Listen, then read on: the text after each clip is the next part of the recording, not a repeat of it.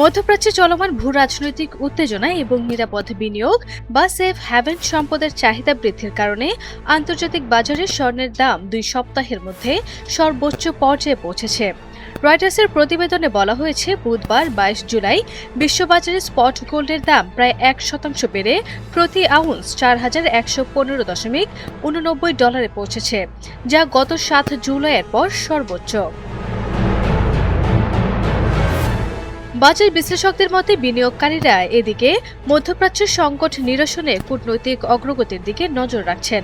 অন্যদিকে আগামী সপ্তাহে অনুষ্ঠেয় মার্কিন ফেডারেল রিজার্ভের বৈঠক থেকে সুদের হার নিয়ে গুরুত্বপূর্ণ ইঙ্গিতের অপেক্ষায় রয়েছে। অ্যাক্টিভ ট্রেডসের সিনিয়র অ্যানালিস্ট রিকার্ডো রিভার্জে লিস্টা বলেন, তেলের উচ্চমূল্য নিয়ে মুদ্রাস্ফীতি ও সুদের হার বৃদ্ধির যে উদ্বেগ ছিল তা এখন অনেকটাই প্রশমিত হয়েছে। তার মধ্যে যুক্তরাষ্ট্র ও ইরানের মধ্যে কূটনৈতিক অগ্রগতি হলে তেলের দাম কমতে পারে। একই সঙ্গে আন্তর্জাতিক বাজারে প্রতি আউন্স $4000 স্তরটি বর্তমানে স্বর্ণের জন্য শক্তিশালী টেকনিক্যাল সাপোর্ট হিসাবে কাজ করছে। এদিকে মার্কিন পররাষ্ট্রমন্ত্রী মার্কো রুবিও জানিয়েছেন, ওয়াশিংটন ইরানের সঙ্গে আলোচনা করতে প্রস্তুত থাকলেও তেহরানের পক্ষ থেকে এখনও ইতিবাচক সাড়া মেলেনি।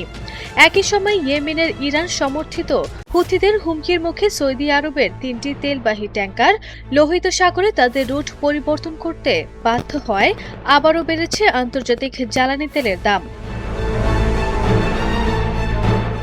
রয়টার্সের জরিপ অনুযায়ী 2026 সালের বাকি সময় জুড়ে ফেড সুদের হার অপরিবর্তিত রাখতে পারে। তবে বাজারে আগামী বছরের মার্চের মধ্যে 2 দফা সুদের হার বৃদ্ধির সম্ভাবনাও বিবেচনায় রয়েছে।